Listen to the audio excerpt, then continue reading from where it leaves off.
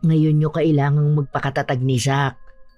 Lagi niyong tatandaan, nandito lang kami ng tiyo Manolo nyo. Salamat po, Tia Elisa.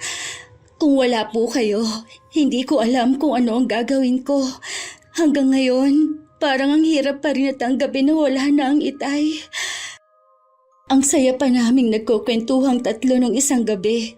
Tapos ngayon, wala na siya.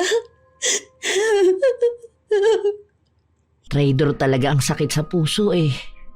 Ang dami pa naman nating plano pagkatapos ng graduation ni Zack. Hindi na niya nahintay ang pagtatapos ng kapatid ko. Excited pa naman siya na umakyat sa stage. Nasaan nga pala ang kapatid mo? Kanina ko pa siya hindi nakikita. Nagkukulong po siya sa kwarto. Alam niyo naman po yun. Ayaw na ipinapakita ang pag-iyak niya. Anumang oras kasi darating na ang taga-punerarya. Kailangan nandito kayo kapag dumating na ang ama ninyo. Tatawagin ko na lang po siya mamaya. Hayaan na lang po muna natin siyang magluksang mag-isa. Sa inyong dalawa, si Zack ang pinakamahina ang loob. Mas sa kanya ako nag-aalala. Sana naman hindi maapektuhan ang kanyang pag-aaral. Hindi po yun. Alam naman niya na yun ang pangarap ng itay namin. Saka po, 3 buwan na lang po magtatapos siya. Oo nga. Sa totoo lang, ang swerte sa inyo ni Kuya. Maliban sa mababait kayong mga bata, matatalino pa. Tuwing nag-uusap nga kami, wala na siyang ginawa kundi ang ipagmalaki kayong magkapatid. Swerte din po kami sa pagkakaroon ng tatay na katulad niya. Buong buhay niya, inilaan na talaga niya sa amin. Bigla ko tuloy naalala ang nanay niyo. Mula noon, hindi na talaga siya nagpakita sa inyo. Baka po nasa ibang bansa na siya, kasama ang bago niyang asawa. Yung nakilala niya sa isang dating app. Paano kung bigla na lang siya magpakita sa inyo? Sa totoo lang po, hindi ko alam kung anong magiging reaksyon ko. Nung bata pa kami, lagi ko siyang hinihintay na dumating. Sino ba naman ang ayaw na buo ang pamilya? Pero habang lumalaki, unti-unti ko na rin natatanggap na hindi na siya babalik. Pero kung ako lang, mas gusto ko na hindi na lang siya magpakita habang buhay. Kung ang dahilan lang naman niya magpapaalaga sa inyo. Haya na po yata ang taga-punerarya. Ay, sila nang haiha. Tatawagin ko lang po si Zack. Walang tigil ang pag-iyak namin ni Zack habang inaayos ang kabaong ng tatay namin. Si Tia Elisa na lang ang kumakausap sa mga tauhan ng punerarya. Nang matapos sila sa pag-aayos, hindi na kami umalis ng kapatid ko sa tabi ng kabaong ni Itay. Ate, paano na tayo ngayon? Mula ng itay. Alam ko na mahirap ang bigla ang pagkamatay ng itay. Hindi na rin magiging tulad ng dati ang lahat. Pero kailangan nating magpakatatag. Ayaw ng itay na makita tayong nahihirapan at nalulungkot sa pagkawala niya. Bakit kasi kailangan niya mawala kagad? Ilang beses ko na yang naitanong mula kanina. Pero sa huli, isa pa rin ang sagot na nakukuha ko. Hanggang doon na lang talaga ang buhay ng itay. Lahat naman tayo doon papunta. Nauna lang siya sa atin. Araw-araw kong mamimiss ang itay. Pangako ko sa kanya. Magtatapos ako. Tutuparin kong lahat ng pangarap niya sa atin. Napakapayapa ng mukha ng itay. Siguro, nararamdaman na rin niyang nalalapit niyang kamatayan. Ang dami niya kasing bilin sa akin Isa pa sa napansin ko, malambing siya sa atin.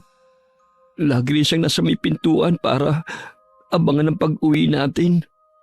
Mabuti na lang nandyan si Tia Elisa at Tio Manolo para tulungan tayo sa pag-aasikaso sa burol ng itay. Hanggang ngayon kasi para akong lutang.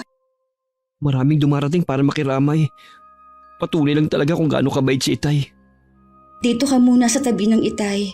Tutulungan ko lang ang Tia Elisa sa pagharap sa mga tao. Lalo ko napatunayan kung gaano kabait ang Itay.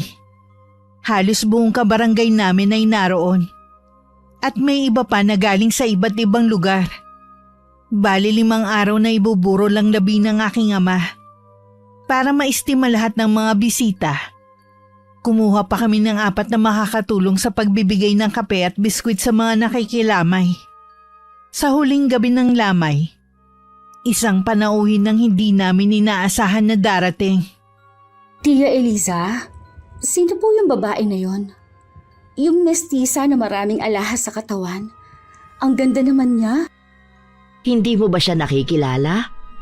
Sa bagay, mga bata pa kayo noon ni Zack. Parang nakita ko nga po siya pero hindi ko lang matandaan kung saan. Kaibigan po ba siya ng Itay?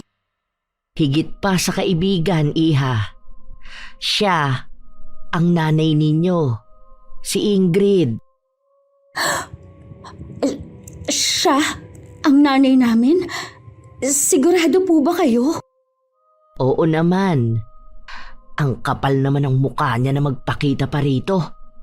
Kung ako sa'yo, hindi ko hahayaan na makalapit siya sa harap ng kabaong ng ama ninyo. Hindi po talaga. Ngayon, nananariwa lahat ang mga ginawa sa amin noon. Kung paano ang pagmamakaawa ng Itay noon na huwag niya kami iwan para sumama sa afam niya. Hindi ko makakalimutan ang lahat ng hirap namin noon.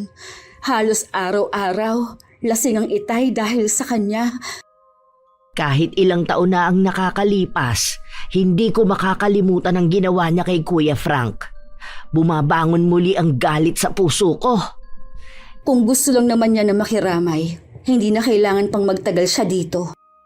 Iba ang kutob ko, Iha, sa bigla niyang pagsulpot dito. Hindi ako naniniwala na gusto lang niyang makiramay. Wala sa itsura niya ang nalulungkot sa pagkamatay ng ama ninyo. Hindi ko po alam kung kaya ko siyang harapin. Biglang nangatog ang tuhod ko. Baka kung ano lang ang masabi ko eh. Lalo't ang dami kong tanong sa kanya. Hindi mo siya kailangang harapin. Ako ang bahalang kumausap sa kanya. Nakatingin po siya sa atin. Nakikilala niya kaya ako? Maaaring hindi sa itsura, kundi sa lukso ng dugo. Kahit may edad na siya, maganda at mukha pa rin siyang bata. Sa kanya din lahat nakatuon ang mata ng mga tao. Iba talagang nagagawa ng salapi sa tao. Saka, noon pa man papansin na ang inay niyo eh. Alam niyang burol ito, pero kung pumorma akala mo party ang pupuntahan. Hindi man lang niya iginalang ang Itay. Wala ka yatang aasahan na respeto dyan sa nanay mo. Huwag kang aalis dito ha. Kakausapin ko lang siya. Hindi ko nahihintayin na siya ang maunang lumapit. Paaalisin ko na rin siya.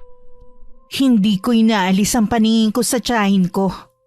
Hanggang makalapit siya sa aking ina. Nag-usap sila sandali bago nagpatiunang humakbang ng tiyahin ko. Sandali pa akong sinulyapan ng inay bago siya sumunod. Bakit bumalik ka pa rito?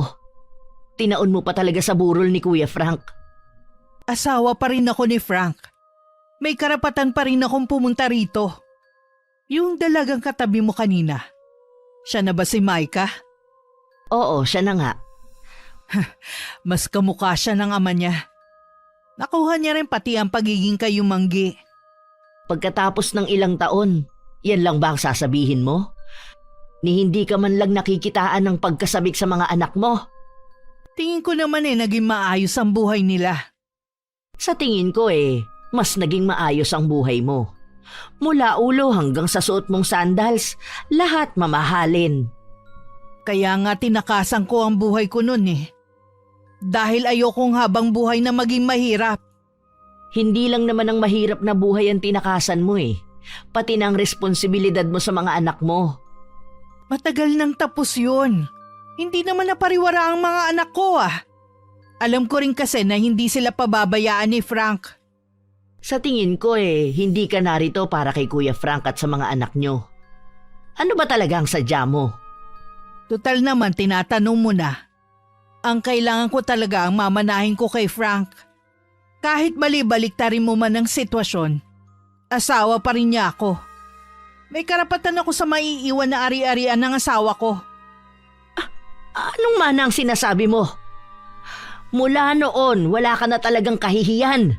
Hindi mo na iginalang ang lamay ni Kuya Frank. Paanong hindi ko na ginalang? Wala naman akong ginagawa ah. Tahimik lang naman ako sa isang tabi. Tapos bigla mo na lang ako nilapitan. Ang mabuti pa, umalis ka na lang. Hindi ka namin kailangan dito. Wala kang karapatan na paalisin ako rito. Asawa ko. At ikaw, pinsan ka lang ni Frank. Kung manggugulo ka lang sa katahimikan ng magkapatid, hindi kami papayag. Poprotektahan namin sila sa abot ng makakaya namin. Hindi ako manggugulo kung ibibigay niyo lang ang hinihingi ko. Nakita mo naman siguro kung gaano kasimple ang buhay ng mag-aama. Mula nang magkasakit si Kuya Frank, si Micah na ang umako sa gastusin at pagpapaaral sa kapatid niya. Anong ari-arian ang tinutukoy mo? Ito bang bahay na ito? Para sabihin ko sa'yo, umuupa lang sila dyan. Asawa ko ang may-ari nito. Hindi yan na tinutukoy ko. Kundi ang lupang minana niya sa kanyang yumaong ama. Anong lupa ang sinasabi mo? Alam mo ang tinutukoy ko. May karapatan ako sa lupang yon. At kukunin ko ang parte ko. Wala makakapigil sa akin. Bumalik din naman agad si Tia Elisa pero hindi na niya kasama ang inay. Niyaya ko ng tiyahin ko sa kwarto. Nagbilin lang ako kay Zack na maiwan sa tabi ng kabaong ni Itay. Siya po ba talagang nanay namin? Wala na ngang iba. Hindi man lang niya kami nilapitan ng kapatid ko para kausapin. Nahihiya siguro siyang lapitan kayo. Ilang taon ba naman bago siya magpakita? Sigurado naman na babalik pa siya. Ano daw po ba ang kailangan niya? Dahil sa lupang minana ng iyong ama. Yun po palang rason ng pagbabalik niya. Dahil sa lupang yon. Nagtataka naman ako kung paano yun nalaman ng nanay niyo. Ang lakas talaga ng radar ng babaeng yun basta pera. Nagbilin nga po pala ang Itay na kapag mawala siya, ibenta na namin ang lupang minana niya kay Lolo. Gusto niya po kasing pakinabangan na namin. Dati nga napag-usapan namin ng tungkol sa lupa na yon. Sabi ko, bakit ka ako hindi pa ibenta para pakinabangan niya? Ang sagot niya, mas gusto raw niyang kayong magkapatid ang makinabang. Puro na lang kami ang iniisip ng Itay. May pagkakataon siyang maging masaya ulit noon pero alang-alang sa amin ni Zack, hindi na rin siya naghanap ng makakasama. Kahit kayo lang namang tatlo, naging masaya pa rin naman ang Itay ninyo. Sayang nga lang po, hindi na niya inabot ang pagtatapos ni Zack. Isa po yun sa nagpapabigat sa aming magkapatid. Makikita pa rin naman niya ang pagtatapos ng kapatid mo. Sigurado ako, masaya na ang Itay niyo kung saan man siya naroroon. Mabalik po tayo kay Inay. Ano pong gagawin ko? Nanay mo pa rin siya. Irespeto niyo pa rin sa kabila ng mga ginawa niya. Pero ang tanggapin muli siya sa mga buhay ninyo, huwag mo nang payagan. Hindi na po talaga. Nasanay na rin kami na wala siya. Paano po kung ipilit niya ang karapatan niya sa lupa ng Itay? Kung nabubuhay ang Itay ninyo, ito rin ang sasabihin niya. Sa inyo lang ang lupang yon. Walang karapatan ng nanay ninyo. Kaya gusto ng ama ninyo na maibenta ang lupa na yon para maranasan ninyo ang maginhawang buhay kapag nawala na siya. Saka ko na nga lang po iisipin ang tungkol sa bagay na yan. Ilalaan ko po muna ang oras ko kay Itay hanggang sa mailibing siya. Tama yan. Hayaan mong maghintay ang ina ninyo kung kailan nyo siya mahaharap. Tara na po sa labas. Siguradong dadagsa ang mga makikilamay ngayong gabi. Kinabukasan hindi namin inaasahan na marami ang sasama sa libing ng aming ama. Patunay lang kung gaano siya kabait. Matapos maihatid ang Itay sa huling hantungan, sina Tia Elisa at Tio Manolo na lang ang nagpasalamat sa mga sumama. Nasa tabi pa rin kasi kami ng puntod ng aming ama at walang tigil sa pag-iyak. Parang ang ayaw naming umalis kung hindi nga lang umaambon na. Pagdating sa bahay, sinalubong kami ng matinding kalungkutan. Ngayon ko mas nararamdaman ng sobrang lungkot kesa nung nakaburol pang Itay. Hindi na magiging madali ang pagising natin tuwing umaga. Wala na kasing maghahanda ng kape at almusal natin. Wala na rin mag-aabang sa labas ng bahay sa pag-uwi natin. Wala na rin ang mangungulit ng tawag kapag na-late tayo sa pag-uwi. Ang dami na palang magbabago sa bahay na ito. Ngayon wala na si Itay. Kailangan pa rin nating magpatuloy sa buhay. Yun pa rin ang gusto ng Itay sa atin. Gagawin ko pa rin ang dati ko nang ginagawa. Ayoko namang mag-alala pa sa atin si Itay kung nasaan man siya. Oo nga pala, may kailangan ako sabihin sa'yo. Kung tungkol sa pagbabalik ni Inay, wala akong pakialam sa kanya. Hindi na natin siya kailangan ngayong malalaki na tayo. Siya kasi ang may kailangan sa atin. Bakit? Magpapaalaga na ba siya sa atin? Mukha pa naman siyang malakas ah. Hindi yun ang dahilan. Kaya siya bumalik dahil ang habol niya ang lupang minana ng Itay. Ang kapal naman niya. Iniwan niya ang Itay at sumama sa ibang lalaki. At inabandonan niya tayo nung maliliit pa tayo. Tapos ngayon, babalik siya dalang sa lupa ni Itay. Hindi ko nga alam kung paano niya nalaman ng tungkol doon. Ibig sabihin lang nun, meron pa rin siyang mga mata dito sa atin. Yun siguro nagsabi sa kanya. Kung buhay pa ang Itay, hindi rin siya papayag na makakuha ng parte ang Inay. Kaya malakas ang loob niya dahil wala ng Itay natin. Basta huwag kang papayag ate. Hindi siya pwedeng makinabang sa iniwan sa atin. Eh yun din ang sabi ni Tia Eliza. Sana lang huwag niya tayong guluhin. Tingin ko kasi sa nanay natin, eskandalosa at hindi marunong mahiya. Nasabi ko yon dahil hindi man lang siya nahiya na pumunta pa sa burol ng Itay. Kapag ginulo niya tayo, pwede naman natin siyang ireklamo sa barangay. Pakikiusapan ko na lang siya. Huwag nating kalilimutan. Nanay pa rin natin siya kahit ano pa ang ginawa niya. Tsaka ayoko ng eskandalo. Oo ate, hindi naman ako magsasalita ng masama sa harapan niya. Ipakita natin sa kanya kung paano tayo pinalaki ng Itay kahit wala siya sa tabi natin. May mga gabi pa rin na iniiyakan ko ang pagkawala ng Itay. Ganon din ang kapatid ko. May mga umaga na tahimik lang kami dahil lagi namin naaalala ang Itay. Yun lang kasi ang mga sandali na madalas kami magkakasabay kumain. 1 linggo na rin na nakalipas nang muling magpakita ang Inay. Kahit kabado, pinilit ko pa rin na maging kalmado sa harapan niya. Nakakailang din ang pakiramdam na mag-ina kami pero para kaming estranghero sa isa't isa. Nandun nga pala ako sa sementeryo nung libing ng tatay niyo. Hindi na nga lang ako lumapit pa. Bakit po kayo nagpunta dito? Alam mo, una sa lahat gusto ko kayong makita ng kapatid mo. Nasa na nga pala si Zach? May pasok po siya ngayon. Oo nga pala. Ilang buwan na lang gagraduate na siya. Sayang no, hindi na nahintay ng ama niyo. Oo nga po, pero kailangan na rin po naming tanggapin na hanggang doon na lang po talaga ang Itay. Alam mo sa nakikita ko sa'yo malakas ang loob mo. Mula po mga bata kami ni Zach, marami pong itinuro sa amin ng Itay. Isa na po doon kung paano maging matapang para harapin ang mga pagsubok. Mabuti na rin na hindi kayo tumulad sa ama ninyo na hindi nakatapos. Kaya nagtsatsaga lang sa pamamasada ng tricycle. Dahil po sa pamamasada, napakain at napag-aral niya po kami ni Zach. Kahit po mahirap lang kami, masaya at kontento kami sa buhay na kayang ibigay ni Itay. Alam ko naman na masama ang loob niyo sa akin nang iwan ko kayo Pero sana maunawaan ninyo ko. Hindi ko na talaga kinaya ang hirap ng buhay noon. Kung magsalita po kayo, akala nyo, hindi kayo nanggaling sa mahirap na pamilya para hindi kayanin ang buhay sa piling namin.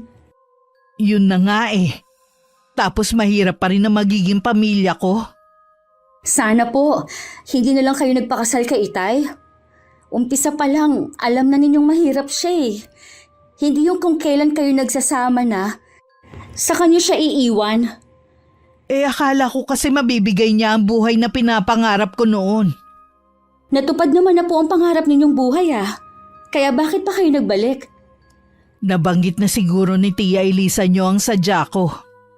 Kung tungkol po sa lupa na minanan ng Itay kay Lolo, huwag na po kayo umasa. Sa amin lang yon iniwan ng Itay. Wala kayong karapatan doon. Huwag ka namang swapang iha. Asawa pa rin ako ng ama ninyo. Ako mas unang may karapatan doon kesa sa inyo ng mga anak. Kayo po ang swapang. Pagkatapos ng 20 taon, saka lang po kayo magpapakita para ipilit ang karapatan ninyo sa lupa ng Itay? Kahit ano pang sabihin mo, kasal kami ng tatay mo. Kukunin ko kung anong nararapat para sa akin. Kaya kung ako sa'yo, makipagtulungan ka na lang sa akin. Hindi po ako makikipagtulungan sa inyo. Wala po kayong aasahan sa akin. Alam mo, Iha, kahit noon pa nakukuha ko na ang gusto ko. Kaya huwag ka na magbatigas pa. Sa nakikita ko po sa inyo, maganda na ang buhay ninyo ngayon. Mayaman na kayo. Bakit kailangan niyo pang pag-interesa ng lupa ng Itay? Ang akin lang naman kinukuha ko ang para sa akin. Wala naman siguro masama doon. Wala po kayong makukuha sa amin. Ito rin ang sasabihin ng Itay kung sakaling buhay pa siya. Kakausapin ko na lang siguro ang abogado ko tungkol sa bagay na to. Kayo pong bahala. Pasensya na po . Hindi naman sa ipinagtatabuyan ko kayo. Marami pa kasi akong kailangang gawin. Nang makaalis ang inay, agad kong pinuntahan si Tia Elisa na kararating lang din sa bahay nila. Ikinuwento ko sa kanya ang pagpunta ng inay. Sayang, hindi kami nagkita. Di sana napagtulungan natin siya. Si Chang talaga. Parang gagawin niyo naman yun. Nakakainis kasi ang dahilan kung bakit siya bumalik Nagawa ko naman po siyang harapin kanina. Habang kausap ko nga siya, nai-imagine ko na baka bigla na lang niya akong yakapin. Pero hanggang makaalis siya, hindi po nangyari Wala man lang akong nakitang pananabik sa kanya. Aminin mo man o hindi, alam ko na nasasabi ka rin sa pagmamahal ng isang ina. Kahit puno kayo ng pagmamahal sa tatay ninyo at pag-aaruga ko, iba pa rin kasi ang isang ina. Wala talaga siya ni katiting na pagmamahal sa amin. Pera lang ang mahalaga sa kanya. Kahit ano pa ang maging desisyon yung magkapatid, nandito lang kami ng tiyong nyo. Salamat po. Alam ko pong lagi kayong nariyan. Ano kaya ang naging buhay ng nanay mo mula nang iwan kayo, no? Hindi ko rin po inusisa nung magpunta siya. Tsaka kita naman po sa ayos niya na buhay mayaman na siya. Ang ibig ko bang sabihin kung nagkaanak ba siya sa lalaking sinamahan niya, kung buhay pa ba yung lalaki na yon at kung saan siya nakatira. Sa totoo lang po, takot akong malaman kung may kapatid ba ako sa kanya. Sigurado po kasi na mas mahal niya yun kesa sa amin. Mabuti pa siya, nakaranas ng pagmamahal at pag-aaruga sa nanay namin. Sana pala hindi ko na binanggit pa. Dumagdag patuloy sa sama ng loob mo. Okay lang po. Mapag-uusapan naman po yan sa mga susunod na araw Sa susunod na bumalik ulit ang nanay mo, tawagin mo ako ha, para dalawa tayong haharap sa kanya. Dahil abala ako sa trabaho at ang kapatid ko naman sa pag-aaral, ipinaubaya ko na lang kina Tia Elisa ang pagbebenta sa lupang pamana kay Itay. Nang araw na yun, paalis na sana siya para makipagkita sa taong titingin. Nang makita niya ang inay na nasa tapat na ng pintuan namin. Wala ang magkapatid. Gagabihin na ang mga yun sa pag-uwi. Ano ba ang kailangan mo? Ano pa bang dahilan ko para bumalik sa lugar na to ha? Ang tigas din ng mukha mo, ano? Siguro nasa talampakan na ang hiya mo. Ano? Hindi ka pa rin nagbabago. Tumanda ka na lang, salitang kanto pa rin ang alam mo. Ano? Wala namang masama. Hindi katulad mo, yumaman lang, nakalimutan na ang pinanggalingan. Mukhang paalis ka. Nakapang-alis ka kasi Nagmamadali nga ako. Kung wala ka nang sasabihin, mauuna na ako sa'yo. Saan ang lakad mo? May kakausapin lang akong tao. Yung bibili ba ng lupa? Wala ka nang pakialam kung sino man ang kakausapin ko. Kung tungkol sa lupa ng asawa ko, may karapatan akong malaman. Sinong asawa? Yung iniwan mo para sa AFAM? Hinaan mo nga ang boses mo. O bakit? Nahihiya kang marinig ng mga kapitbahay na maungkat muli ang nakaraan mo. Gusto mo naman ito Nananahimik na kasi ang magkapatid. Bigla ka nalang sumulpot dito para ipilit ang karapatan mo kuno. Hindi ka ba talaga titigil ha? Ikaw ang tumigil sa panggugulo mo. Mahiya ka naman. Mapera ka na nga eh. Gusto mo pang agawan ng mana ang mga anak mo? Pinaglalaban ko lang ang karapatan ko. Anong masama doon? Anong karapatan? Nawala na yon mula nang iwan mo ang pamilya mo at sumama ka sa ibang lalaki. Kahit ano pa ang sabihin mo, kukunin ko pa rin kung anong akin. Sinwerte ka lang na makasungkit ng AFAM pero hindi ka suswertehin na makuha ang mana ng mga anak mo. Kaya umalis ka na! Ano ba? Huwag mo nga akong maitulak-tulak ng madumi mong kamay. Ah, ganon.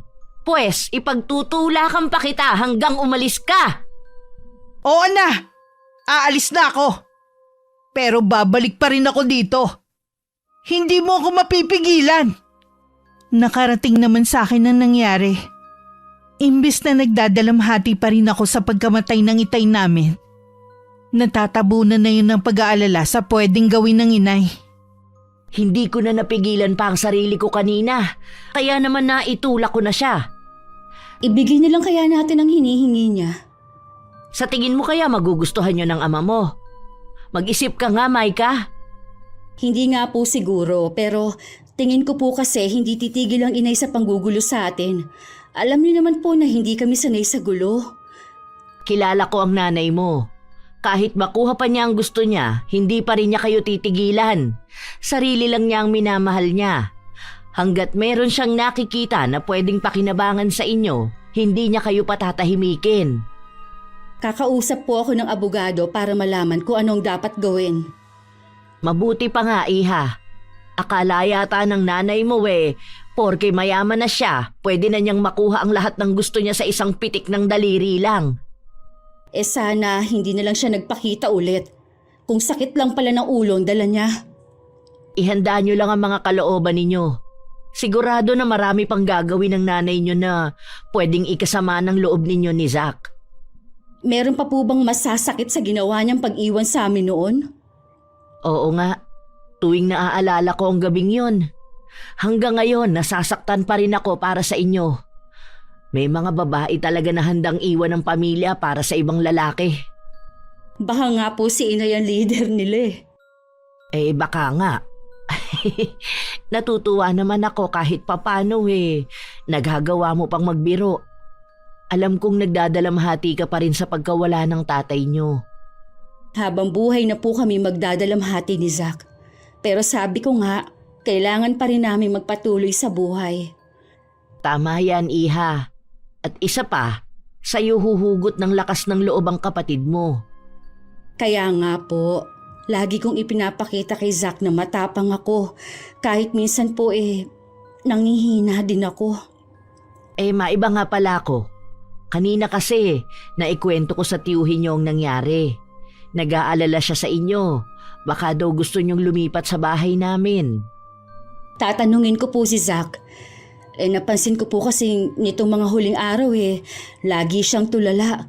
Kahit po kasi saan namin ipaling ang mga mata namin, puro alaala ng itay ang nakikita namin. Alam mo naman sa inyong magkapatid siya ang malapit sa tatay niyo. Wala pa kasi siyang 1 taon noon nang iwan kayo ng nanay niyo. Kaya nga po naisip ko na baka makakabuti sa kanya kung lilipat muna kami ng tirahan. Sabihan niyo lang ako kung anong desisyon ninyo. Para na namin kayong mga anak. Pagdating po ni Zach mamaya, kakausapin ko agad siya. Maliban sa gabi na nakainom pa si Zach nang dumating na labis kong ipinagtataka. Hindi kasi umiinom ang kapatid ko. Dahil doon bigla ako nakaramdam ng galit. Nasermonan ko tuloy ng wala sa oras. Kailan ka pa natutong uminom, ha? Pasensya ka na ate. Napasubo lang ako sa barkada Huwag ka nang sasama sa mga kaibigan mo na yon kung pag-iinom lang rin ang ituturo sa'yo. Ate naman, bakit ka naman ganyan? Minsan lang ako uminom, galit ka na kagad. Hindi ka nga umiinom kaya nagtataka ako. May problema ka ba na hindi mo sinasabi sa akin, ha? Wala akong problema. Hindi ako naniniwala. Nararamdaman ko na meron kang tinatago. Gusto ko lang makalimot. Makalimot saan? Kung tungkol sa pagkamatay ng itay, napag-usapan na natin yan, di ba? Magiging matatag tayo para sa kanya. Unti-unti ko na rin naman natatanggap ang pagkawala ng itay. Pero hindi yung pagbabalik ng inay natin. Apektado rin ako sa pagbabalik niya. Lalo't hindi maganda ang intensyon niya. Mangako ka, ate. Hindi mo siya bibigyan ng parte ng lupang pamana sa atin ng itay. Wala siyang karapatan doon. Pagkatapos ang ginawa niya pag-iwan sa atin. Huwag ka mag-alala. Ni piso, wala siyang makukuha sa atin. Kaya alisin mo na yung pag-aalala mo.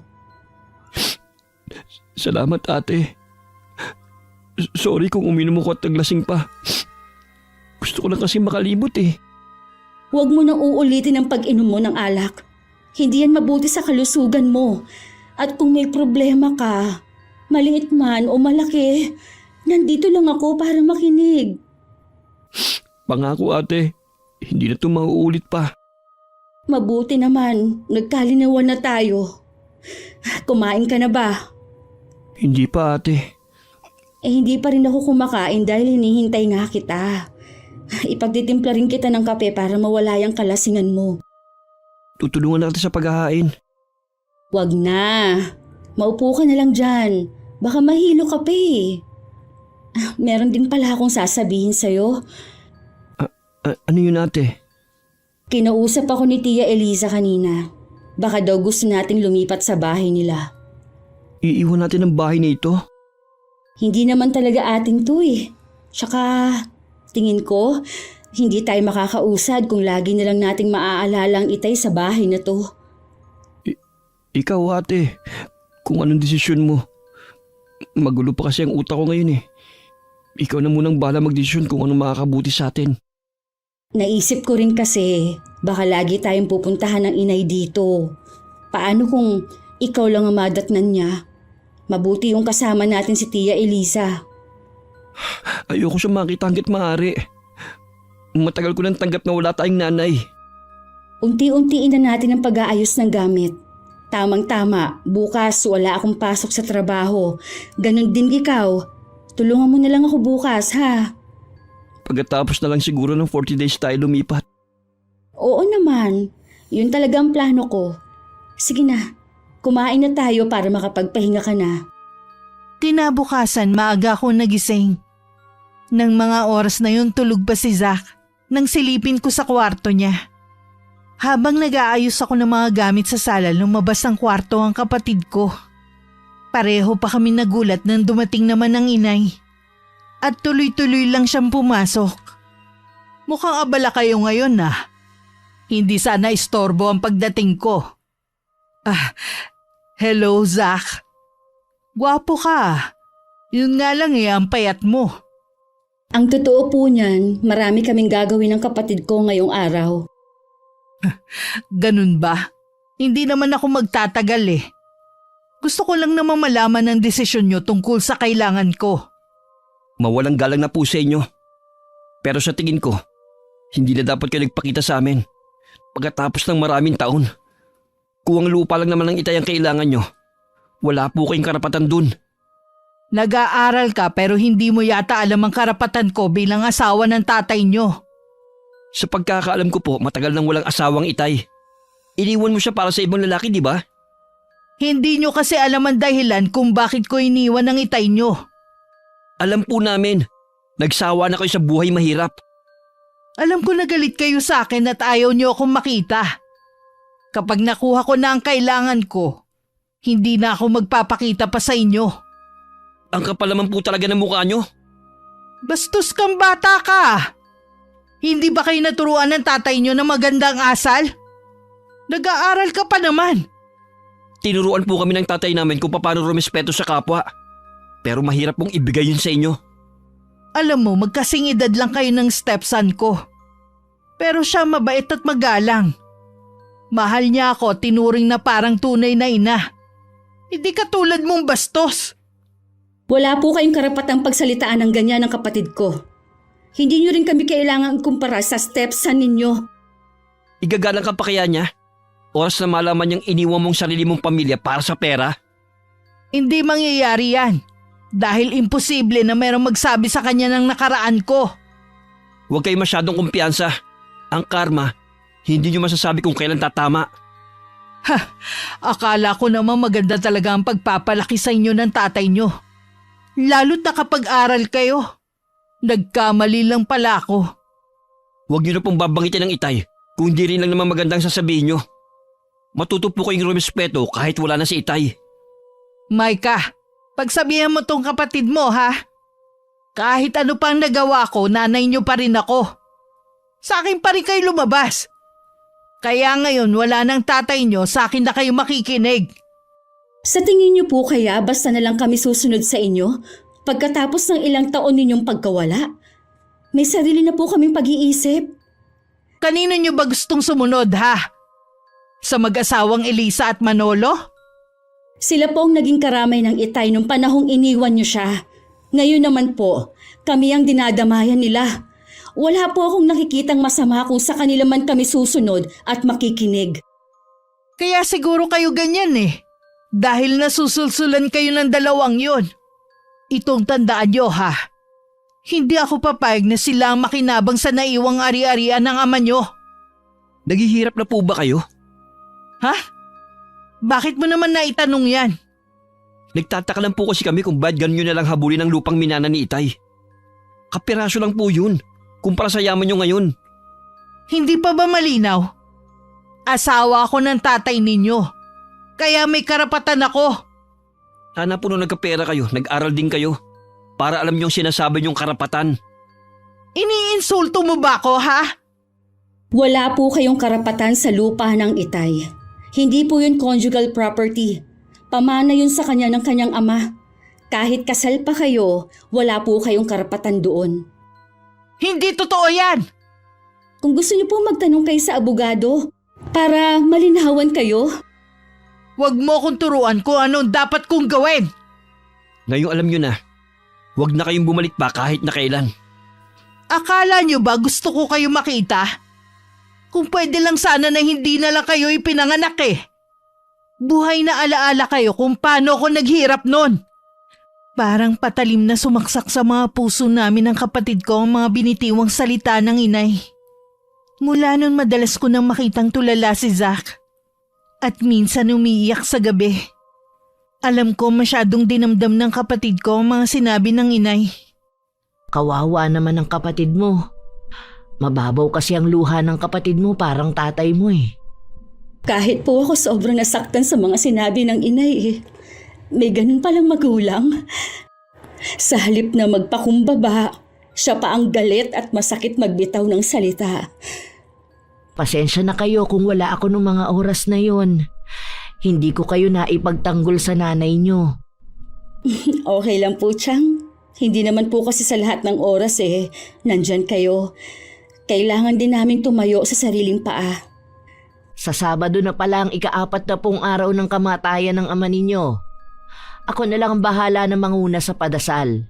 Pagkatapos nun, pwede na kayong lumipat dito. Pumayag ba si Zach na dito na kayo titira? Opo, ipinaubaya na po niya sa akin ang pagdedesisyon. Ay, mabuti naman. Akala ko kasi tututol siya eh. Hindi ko pa po pala nababanggit sa inyo. Umuwi po siyang lasing nung isang gabi. Nasermonan ko nga po eh. Ano ka mo? Kailan pa natutong uminom ang batang yon? Siguro po na-impluwensyahan ng barkada. Saka po, gusto raw niyang makalimot kahit sandali. Tama lang pala na dumito kayo. Mababantayan ko pa ang kapatid mo. Hindi ko maiwasan mag-alala eh. Oo nga po, hindi ko naman siya pwedeng bantayan dahil may trabaho ako. Intindihin mo na lang ang trabaho mo at ako na ang bahala sa kapatid mo. Nasaan nga pala si Zach ngayon? Nagpaalam pong maglalaro ng basketball. Dito na lang pala kayo kumain ha. Magdadala daw ng ulam ang tsumanolo mo eh. Bago ang araw ng paglipat namin, muling dumating ang inay. Naabutan niya akong inililigpit ng ilang gamit sa sala. Sa makalawa kasi may ibang uupa na doon. Nang makita ko siya, hindi ko mapigilan na sumama ang timpla. Ano na naman po ang ginagawa niyo dito? Masanay ka nang lagi ako nakikita, Iha. Bakit wala nang gamit dito? Huwag mong sabihing ibinenta nyo na. Inilipat na po namin. May iba na po kasing uupa sa bahay na ito. Saan kayo titira? Lilipat na po kami kina Tia Eliza. Sabi na nga ba kung akala nyo na hindi ko kayo mapupuntahan doon, nagkakamali ka. Hindi po kami lilipat para iwasan kayo. Wala pong anak si Tia Eliza. Sila na lang ang pamilya namin ni Zach kaya gusto nila na magkakasama na kami. Gusto lang naman niya kayong ilayo sa akin Yun ang dahilan na mag-asawang yun. Sulsul sila kahit nun pa.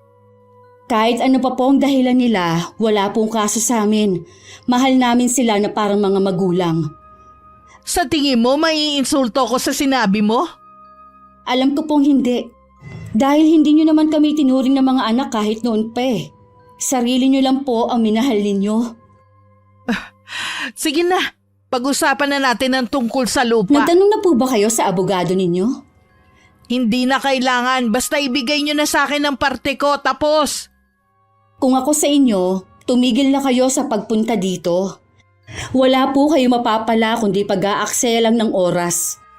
Hindi ako papayag. Kakasuhan ko kayo. Mga walang modong anak. Gawin niyo po. Nagsasawa na rin ako sa mga masasakit ninyong sinasabi sana nga po, hindi na lang namin kayo naging ina. Nagkukunwari ka pang mabait. Pero lumabas na rin ang tunay mong ugali. Manang-mana ka sa tatay mo. Opo, nagmana kami ng kapatid ko sa tatay namin. Mabuti na lang, wala kaming nakuhang ugali sa inyo. Maldita ka! Subukan ninyo, nasaktan ako. Baka nakakalimutan ninyo kung nasaan kayo. Marami akong pwedeng ikaso sa inyo. May araw din kayong magkapatid sa akin. Lalo ka na! Galit na umalis ang inay. Ako naman parang nauupos na kandila na napaupo na lang. Humahangos naman na dumating si Tia Elisa. Nakita kong galing dito ang nanay mo. Mukhang galit na galit. May nangyari ba? Matindi po ang pagtatalo namin. Sumusobra na po kasi siya kaya nasagot ko na po siya. Kailan ba matatapos ang problema natin sa babaeng yun? Kung inaakala po niya na makukuha niya ang gusto niya, nagkakamali siya. Hindi niya ako pwedeng sindakin na lang. Tama, maging matigas ka sa kanya. Natiis nga niya kayo ng ilang taon Chang, meron na po bang bibili ng lupa? Oo, kausap na siya ng tsumanolo mo.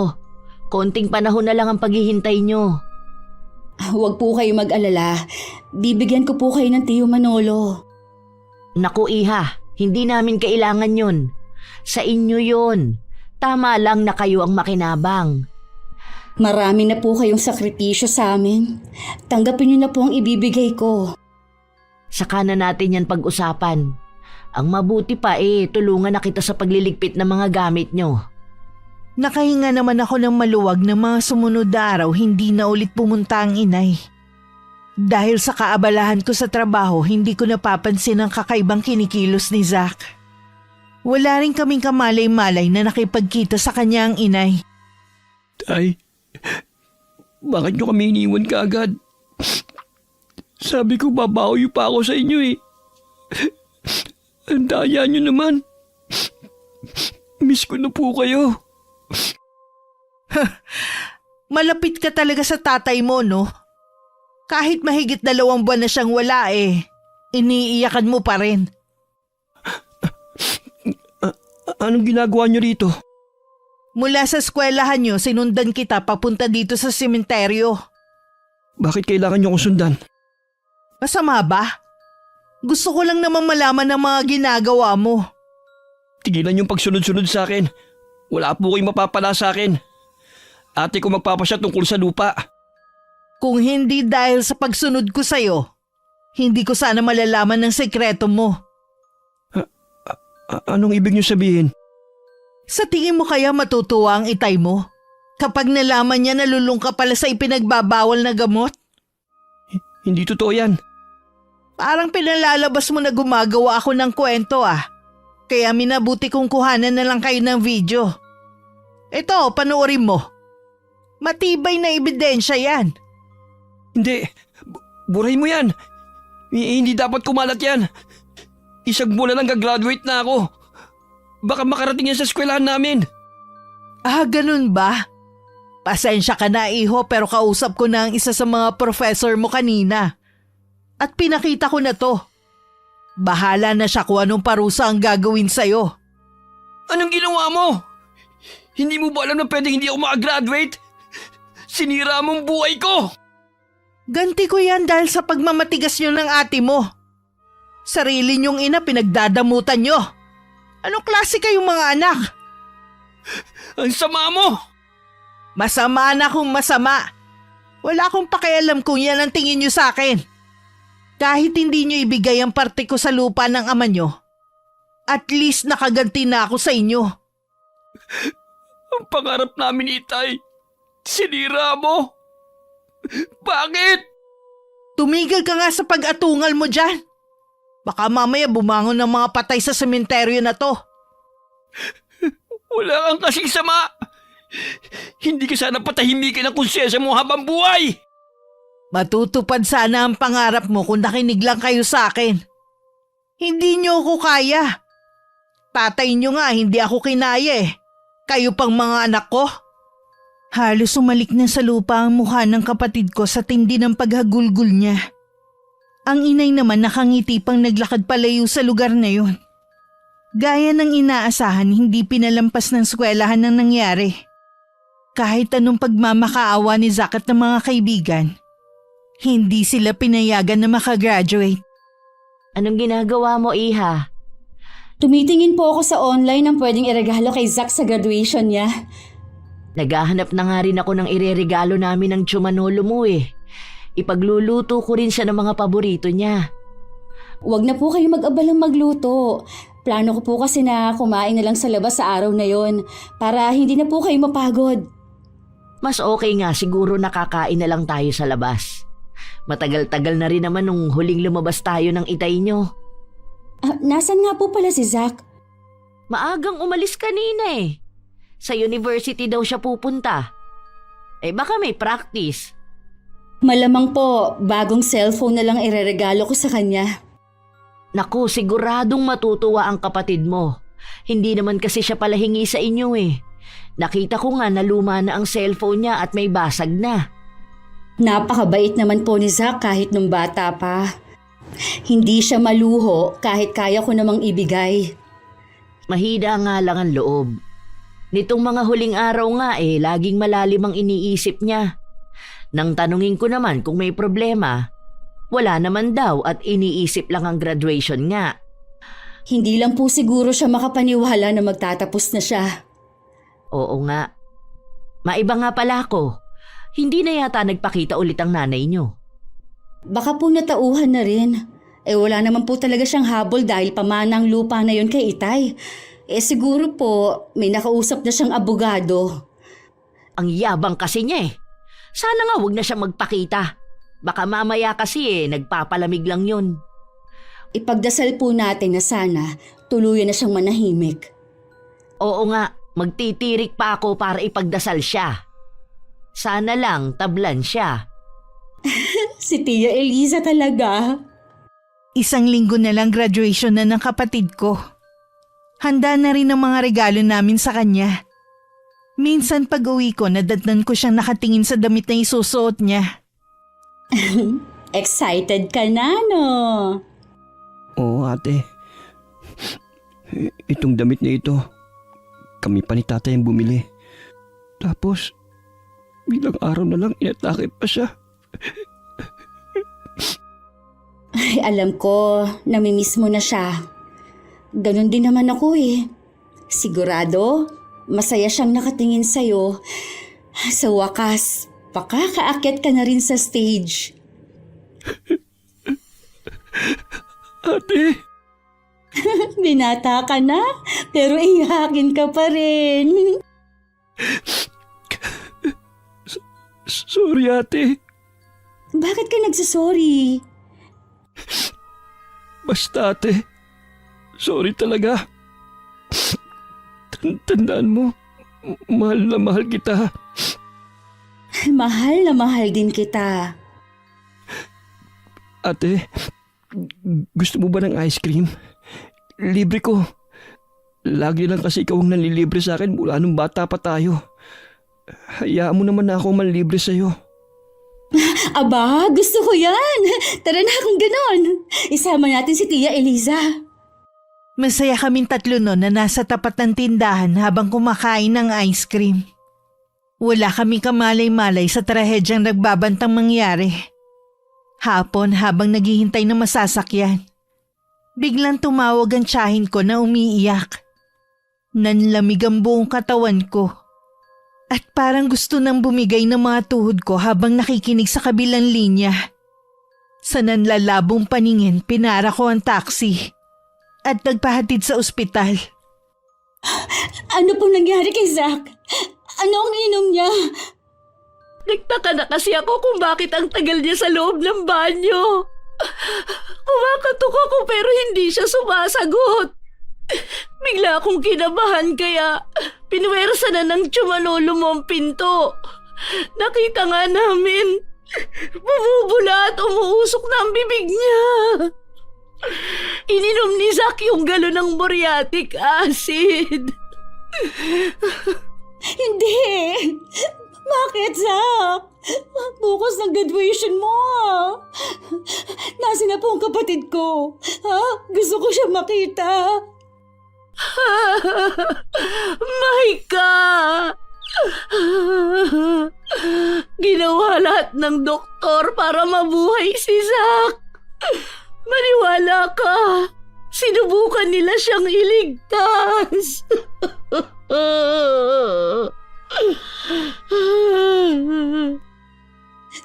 Tia Eliza, nasaan si Zach? Nasa higaan siya. Kakalabas lang ng doktor at nurse. Zach? Nandito na si ate. Bakit? Bakit nakataklob siya ng kumot? Tanggalin niyo. Baka hindi siya makahinga eh. Maika, wala na si Zach. Hindi totoo yan. Marami kaming planong dalawa. Hindi niya magagawang iwan akong mag-isa. Hindi makasarili ang kapatid ko. Zach!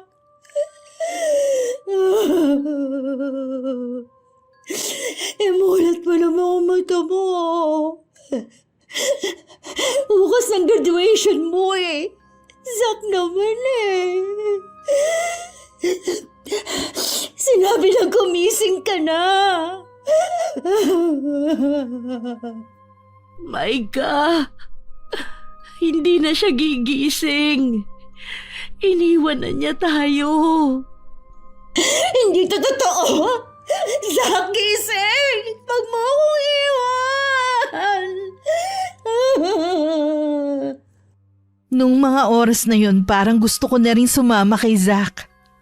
Hindi ko na kasi alam kung paano mabubuhay nang wala sila ng itay.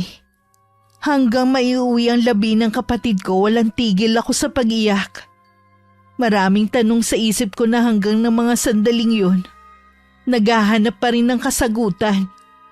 Maika, alam ko na hindi ito ang tamang oras pero kailangan mo na kasing malaman. May kinalaman po ba kay Zach? Oo. Nakausap ko mismo ang isa sa mga propesor ni Zach. Hindi pala siya makakagraduate. Baka yun ang dahilan kung bakit siya nagpakamatay. Ano ang rason para hindi makagraduate ang kapatid ko? Okay naman po ang grades niya. May nagsumbong daw na gumagamit sila ng ipinagbabawal na gamot ng mga kaibigan niya. Pero sabi ng 3 niyang kasama, hindi daw dapat kasama si Zack dahil noon lang daw tumikim ng gano'n ang kapatid mo. Nadala lang daw ng panunukso nila. Pero kahit kailan daw hindi siya gumamit. Sino ang nag-report sa kanila? Hindi ko alam, Iha. Wala din silang alam. Mabait ang kapatid ko. Siguro nagawa lang niya yon dahil sa pagdadalamhati ng pagkamatay ng itay. Yun nga ang sabi ng mga kaibigan niya. Sinisisi rin nila ang mga sarili sa nangyari kay Zack. Kung sino man na nagsumbong, siya ang may kasalanan sa pagkamatay ng kapatid ko. Gusto ko rin sisihin ang sarili ko. Ako ang laging kasama ng kapatid mo. Pero wala man lang akong napansin na kakaiba sa ikinikilos niya. Bakit, Zack? Hindi ba sabi ko, nandito lang ako kapag may problema ka? Hindi naman ako magagalit eh. 2 na nga lang tayo, iniwan mo pa ako. Hindi totoo ang sinasabi mo na mahal mo ko kasi iniwan mo ko eh. Pagkatapos ng libing ng kapatid mo, aalamin natin kung sino ang nagsumbong na yon. Kahit pa na malaman natin, hindi na rin maibabalik ang buhay ni Zack. Gusto ko lang din malaman kung may galit ba siya sa kapatid mo o kung ano ang motibo niya. Bahala na po kayo, Tia Elisa. Wala na akong lakas para alamin pa po ang tungkol sa bagay na yan. Magpahinga ka muna, Iha.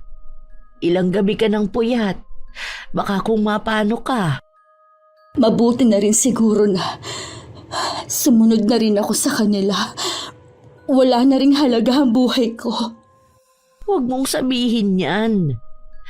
Sige na, ihahatid na kita sa kwarto mo. Ang tsumanolo mo na lang ang bahala rito. Wala ko nagawa nang akayin na ako ng tiyahin ko papunta sa kwarto. Doon ko lang napagtanto na wala na nga akong lakas. Paglapat pa lang ng likod ko sa higaan, parang gusto nang pumikit ng mga mata ko. Iniwan lang ako ng tiyahin ko nang tulog na ako. Pagbalik niya, namataan niya ang papalapit kong ina. Totoo bang si Zack ang pinaglalamayan? Oo, siya nga. Wala na ang anak mo. Anong ikinamatay niya? May sakit ba siya? Nagpakamatay siya. Ano? Pero bakit? Hindi kasi siya kasama sa mga nagtapos. Masyado niyang dinamdam yun. Sa totoo lang, mahina talaga ang loob ng batang yun eh. Hindi ko alam na ganun pala siya. Kasalanan nito ng taong yun. Kung hindi sana siya nagsumbong, hindi sana maiisip ni Zack ang magpakamatay. Sino bang tinutukoy mo? Ang nagsumbong sa anak mo na gumagamit ng droga. Hindi ko siya mapapatawad sa ginawa niya. Dahil sa kanya, hindi na namin kasama si Zack. Pwede ko bang lapitan si Zack? Oo naman. Anak mo pa rin siya. Hindi ko ipagkakait sa'yo na makita at makasama ang bunso mo. Eh bakit nakatakip ang kabaong niya? Paano ba siya nagpakamatay? Uminom siya ng muriatic acid. Matindi ang naging pinsala niya kaya minabuti namin na nakasara na lang ang kabaong niya. Matindi pala ang pinagdaanan niya. Si Maika nga pala. Pinagpahinga ko muna sa kwarto niya. Ilang araw na kasi siyang walang tulog. Hindi rin gano'n nakakakain. Kawawa naman siya. Makikiusap sana ako sa'yo. Kung maaari, palipasin mo muna ang pagdadalamhati ni Maika. Huwag mo muna siyang guluhin tungkol sa lupa. Oo naman. Hindi naman ako ganun kasama. Tsaka, anak ko ang pinaglalamayan. Salamat sa'yo. Kung okay lang gusto ko sanang araw-araw na nandito. Walang problema. Gabi na nang magising ako. Agad ako lumabas ng kwarto at lumapit sa kabaong ng kapatid ko. Nakita ko nandun ang inay. Umiiyak siya habang nakatingin sa nakasaradong kabaong. Ano ang ginagawa niyo dito? Maika, sana wag mo akong paalisin. Gusto ko rin makasama ang kapatid mo kahit sa huling sandali. Huwag po kayong mag-alala. Hindi ko po kayo paaalisin. Kumain ka muna. Ako na lang muna ang bahalang magbantay. Sabi kasi ng Tia Elisa mo hindi ka raw kumakain. Sino po ba makakakain sa ganitong sitwasyon? Mag-isa na lang ako. Iniwan na nila ako. Nandito pa naman ako, anak. Hindi ka nag-iisa. Okay na po akong kasama sina Tia Elisa at Tio Manolo. Sila naman talaga ang tunay na nagmamalasakit sa akin Alam kong malaki ang naging kasalanan ko sa inyo ng kapatid mo. Marami akong masasakit na salitang binitiwan. Sana mapatawad mo ko. Ayoko po munang pag-usapan ng bagay na yan. Pasensya ka na. Nasaan po pala sina Tia Elisa? Hindi ko sila nakikita. Inaasikaso nila ang mga tao. Nandyan lang sila. Nag-iikot na may dalang kape at biskuit. Hindi na ako muling nagsalita pa. Itinuon ko niya lang ang atensyon ko sa kapatid ko. Walang tigil ko siyang kinakausap habang tumutulo ang mga luha ko. Dumating ang araw ng paghahatid sa huling hantungan ni Zach. Kung hindi pa ako hinawakan at nilayo sa kabaong, halos ayoko pang bumitiw. Nagpupumiglas din ako. Hanggang mahimatay ako dahil sa matinding paghihinagpis. Nandito ka lang pala sa kwarto ni Zach. Kanina pa kasi kita hinahanap Ano po ba ang kailangan nyo? Kasi ilang araw nang pabalik-balik ang inay mo. Ayaw mo naman siyang harapin. Kung tungkol na naman sa lupa. Ilinaw niya na hindi yun ang rason ng pagpunta niya. Gusto ka lang daw niyang damayan. Hindi ko po siya kailangan. Kung sa inaakala niya dahil sa gagawin niya ay mapapalapit ako sa kanya, nagkakamali po siya. Mas lalong ayoko po siya makasama. Naiintindihan ko ang nararamdaman mo. Gusto mo rin siyang sisihin sa nangyari sa kapatid mo, pero wala naman siyang kasalanan Hindi ko po maipaliwanag pero lalo pong bumigat ang pakiramdam ko sa kanya. Saka po, lagi pong laman ng panaginip ko si Zach. Pinapaiwas niya ako sa nanay namin. Ganun ba? O sige, ako na lang ang bahalang kumausap sa kanya kapag bumalik. Salamat po sa pangunawa. Kagabi ka pa walang kain. Mabuti pa, sabayan mo ako sa pagkain. Wala po akong gana.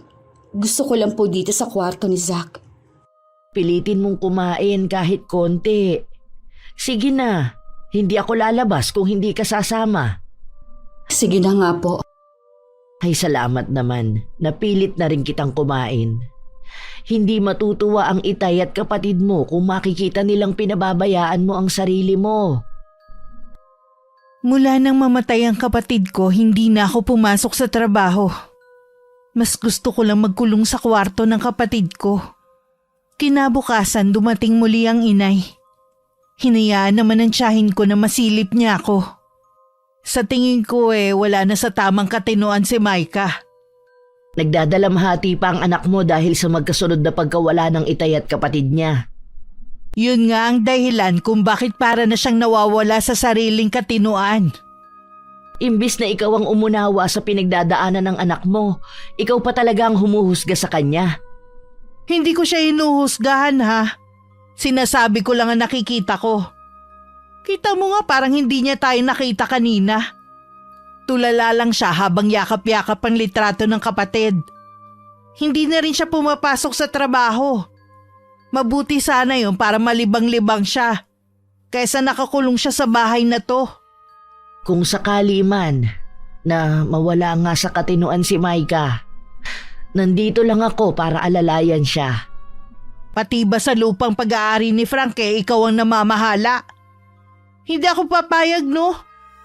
Ganyan na nga ang kalagayan ng anak mo eh. Yun pa rin talaga ang inaalala mo. Nag-aalala rin naman ako sa anak ko. Pero mas nag-aalala ka sa mana niya. Ang mabuti pa siguro isama ko na si Micah. Hindi ako papayag sa gusto mong mangyari. Akala mo siguro hindi ko nababasa ang nasa isip mo. Ipatingin natin si Micah. At kapag sinabi ng doktor na nawawala siya sa katinuan, wala kang magagawa kundi ibigay siya sa akin. Ano ba ang tingin mo sa anak mo? Bagay lang na pwedeng kunin? Hayaan natin si Micah na magdesisyon kung kanino siya sasama. Hindi na nga niya kaya magdesisyon para sa sarili niya eh. Ikaw lang naman kasi ang nagpupumilit na nasisiraan na siya ng bait. Sa kung totoo naman na... Ang mabuti pa umalis ka na sa pamamahay ko. Baka kasi kung ano lang ang magawa ko sa'yo. Hindi mo ko habang buhay na maitataboy. Babalik ako sa ibang araw. Magdadala ako ng doktor para mapatunayan na baliw na nga si Micah. Naiiling na lang si Tia Elisa habang tinatanaw ang papalayo kong ina. Masinsinan naman akong kinausap ng tiyahin ko. Kung hindi mo aayusin yung sarili mo, malamang mapagkamalang ka nang nawawala sa katinuan gaya ng gustong palabasin ng inay mo. Bakit po ba pati pagluluksa ko pinapakialaman niya? Paano kasi? Naghahabol pa rin siya sa lupa ng itay mo. Lalong maghahabol yon oras na malaman niya na naibenta na. Kapag pumunta po siya dito, paalisin niyo na lang. Ayoko siyang makita kahit kailan. Naku, hindi na talaga. Naiinis na naman kasi ako sa kanya eh. Akala ko naman nagbago na, hindi pa pala. Pakunwari lang pala yung bait-baita niya sa'yo. Sa panaginip ko po, may sinasabi si Zack habang umiiyak. Hindi ko naman po maintindihan. Panaginip lang yon, iha. Lagi mo kasing iniisip si Zack, kaya pati sa panaginip nadadala mo. Baka nga po.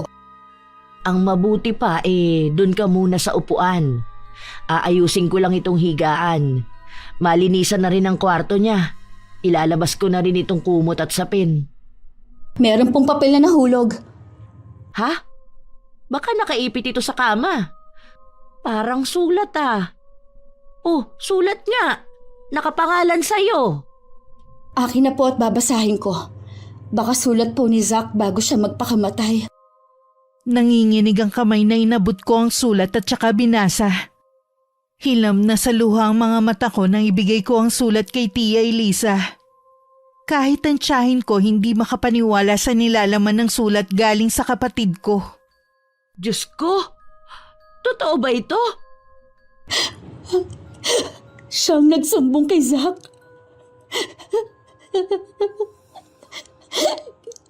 Ginawa niya yun para makaganti sa akin. Ang sama niya. Paano niya nagawa sa mismong anak niya yon? Ganun ba talaga siya kagahaman sa pera? Hindi pa ba siya kontento sa buhay na meron siya? Sinira niya ang pangarap ng kapatid ko. Hindi ko siya mapapatawad kahit kailan. Walang kapatawaran ang ginawa niya. Patawarin ako ng Diyos sa pwede kong gawin sa kanya. Iyon sigurong dahilan kung bakit laging nagpapakita sa akin sa panaginip ko si Zack. Gusto niya tayong balaan. Mabuti na lang at nakita natin ang sulat ng kapatid mo. Dahil kung hindi, wala tayong kamalay-malay na nanay niyo ang nagtulak sa kanya para magpakamatay. Pupuntahan ko siya at magtutuos kami. Saan mo naman siya pupuntahan? Hindi natin alam kung saan siya nakatira. Hintayin na lang natin kung kailan siya pupunta rito. Sana hindi na lang siya nagpakita sa amin. Sana buhay pa ang kapatid ko. Kung ano ang nararamdaman mo, ganun din ako. Gusto kong gumanti sa kanya. Pahirapan siya. Kailangan siyang magbayad. Dapat siyang makulong. Hindi natin maaasahan ang batas dito sa atin. Maliban pa sa mapera siya. Sa ibang paraan natin siya pagbabayarin. Pangako yan! Kinabukasan maaga pa lang nasa bahay na namin ng inay. Malaki ang pagkakangiti niya habang seryoso naman kami ni Tia Elisa. Mabuti naman lumabas ka na anak sa kwarto. Halika, sumama ka sa akin. May pupuntahan tayo. Huwag mo kong matawag-tawag na anak. Wala akong inang kriminal. Ano ka mo? Kriminal ako? Talagang wala ka na sa tamang pag-iisip. Alam na namin na ikaw ang nagsumbong kay Zack. Paano mo nagawa yun sa sarili mong anak, ha? Wala akong alam sa mga sinasabi niyo. Ayan ang sulat ni Zack bago siya nagpakamatay. Lahat ng ginawa mo nakalagay dyan. Hindi ko alam to. Baka gawa-gawa lang niya yan. Nasa kabilang buhay na ang anak mo, pero nagagawa mo pa rin siyang gawa ng kasinungalingan. Maniwala kayo, hindi ko talaga alam yan. Ang dapat sa'yo maparusahan. Yun lang ang paraan para mapagbayaran ang mga kasalanan mo. Ano ang gagawin niyo? Ipapakulong ako? Nagpapatawa ba kayong magtiya? Higit pa roon ang gagawin ko sa'yo. Mas matinding paghihirap ang dadanasin mo. Huwag mo akong takutin. Marami akong pera. At kaya kong bayaran ng kahit na sino. Tingnan natin. Hindi mo pa ako lubusan nakilala. Diyan na nga kayo. Nag-aksaya pa ako ng pagpunta rito. Kahit saan ka pa magtago, hindi mo matatakasan ang parusa ko sa'yo. Muli ako napaiyak nang makaalis ang inay. Naalala ko na naman kasi ang pagkamatay ng kapatid ko. Tuwing naiisip ko ang itsura niya, nakakapag-isip ako ng hindi maganda. Pero lagi kong tinatawag ang Panginoon para malinawan ang pag-iisip ko. Nung gabi na natili pa rin gising si Tia Elisa. Lingid sa akin plano niyang barangin ang inay. Yun lang ang naiisip niyang paraan para mabigyan ng hustisya ang pagkamatay ng kapatid ko. Patawarin niyo ko, Panginoon. Kung babaliin ko ang pangako ko noon na hindi na muling gagamit ng karunungang itim. Binabalot ng matinding galit ang puso ko dahil sa nangyari sa pamangkin ko. Ngayon pa lang po, tinatanggap ko na ang parusa ninyo sa akin. Pagkatapos ikumpisa lang lahat ng kanyang mga kasalanan, inumpisahan na ni Tia Elisa ang orasyon. Isa yun sa mababagsik na sumpa na kahit magaling na albularyo hindi kayang pagalingin ng biktima. Nang mga oras na yun nagising naman ang inay. Nakakaramdam kasi siya ng hirap sa paghinga. Parang nasusunog ang bibig ko hanggang sa loob ng katawan ko. Ako lang mag-isa dito sa bahay. Bukas pa darating ang mga kasama ko. Bakit ganito ang nararamdaman ko? Aray! Nasusunog ang balat ko! Hindi! Naagnas ako! Kahit wala pa akong gana mag-almusal, sumabay pa rin ako sa mag-asawa. Halata kay Tia Elisa ang sigla sa umagang yun. Pagkaalis ni Tio Manolo, saka ako nagusisa. Bakit mo parang maganda ang gising ninyo? Dahil sa wakas, nabigyan na natin ng hustisya ang nangyari sa kapatid mo. Hindi ko po kayo maintindihan. Hindi ko alam kung matutuwa ka sa ginawa ko. Pero hindi ako papayag na hindi magbayad ng mahalang taong dahilan ng pagpapakamatay ng kapatid mo. Ano po ang ginawa ninyo kay inay? Oras na lang ang itatagal ng buhay niya. Kung anong hirap ang dinanas ni Zack, ganon din ang pinaranas ko sa kanya. Binarang niyo po ang inay? Oo, binarang ko nga siya. Kahit ang pinakamagaling na albularyo, hindi siya kakayaning gamutin. Nangako kayo noon na hindi na ulit gagamit ng karunungang itim. Nakalimutan niyo na po ba? Oras na gamitin yung muli ang kaalaman sa barang. Manginingil lang isang buhay ang demonyong nagbigay sa inyo ng kaalaman na yan. Ayos lang sa akin yun. Ang importante sa akin, nabigyan ko ng hustisya ang kapatid mo. Mahal ko kayo pareho. Masakit sa akin ang nangyari sa kanya. Hindi ako patatahimikin kapag hindi ko na ipaghiganti ang kapatid mo. Paano po ako? Ha? Kapag may masamang nangyari sa inyo? Alam kong matapang ka. Kakayanin mo ang lahat ng pagsubok na darating sa iyo kahit wala na ako sa tabi mo. Tia Elisa, bakit ba kayo padalos-dalos magpasya? Pinag-isipan ko itong mabuti. Huwag ka nang umiyak. Oh, may kumakatok sa pinto. Hindi pa man ako nakakalapit sa may pinto, bumukas na yon. At pumasok ang isang babaeng parang nasunog ng kemikal ang buong katawan. Puno ng dugo ang katawan nito at tumutulo pa. Parang natunaw ang laman niya. Tulungan mo ako, Maika! Nay, anong nangyari? Hindi ko alam. Basta nagising na lang ako na ganito na nangyari sa akin. Pinalayas na ako ng asawa ko sa bahay namin. Pasensya na po, pero wala kaming maitutulong. Kailangan ko lang na mapagtataguan. May gustong pumatay sa akin. Sino po ang gustong pumatay sa inyo? Hindi sino, kundi ano. Ayun na naman sila. Naririnig ko na ang napakaraming insekto na humahabol sa akin. Tulungan niyo ako. Kinakain nila ang balat ko. Para sila mga kanibal. Nay! Wala ka nang magagawa pa, Maika. Titigilan lamang siya ng mga insekto na yan kapag hindi na siya humihinga. Tulong! Tulungan niyo ako! Parang awa niyo na! Nagsisisi na ako sa mga nagawa kong kasalanan!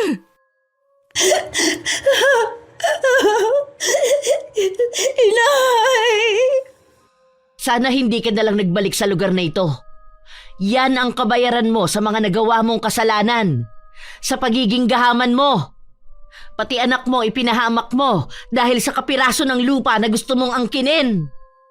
Lumipad lang palayo ang mga insekto nang wala ng buhay ang inay. Sa kabila ng ginawa niya, hindi ko pa rin maiwasan na maiyak sa awa. Ako pa rin naman na naglibing sa katawan niya. Hindi ko alam kung bakit sa tabi ng puntod ng itay at kapatid mo inihimlay ang labi ng nanay mo. Siguro po para kahit sa kabilang buhay, magkakasama pa rin silang tatlo. Hindi ko alam kung gusto ba yun ng itay at ng kapatid mo. Hindi ko pa rin napapatawad ang inay pero sana balang araw, mahanap ko pa rin ang kapatawaran para sa kanya. Ako ba, napatawad mo na? Matagal na po. Hindi ko naman po kayo masisi kung bakit ninyo ginawa ang bagay na yun eh. Alam ko po dahil sa pagmamahal ninyo sa amin ni Zack, lahat kaya ninyong gawin. Salamat, Iha. Nadala lang kasi ako ng matinding galit. Tayo na pong umuwi. Malapit na po kasing gumabi. Sa bahay na lang po tayo magkwentuhan. Inakbayan ko pa si Tia Elisa habang naglalakad kami paalis sa sementeryo. Hindi ko alam kung anong bukas na naghihintay sa akin. Ipinaubaya ko na lang sa Panginoon ang lahat. May tiwala naman ako sa kanyang plano. Kesa sa sarili kong plano. Wakas. Ngayon nyo kailangang magpakatatag ni Zack.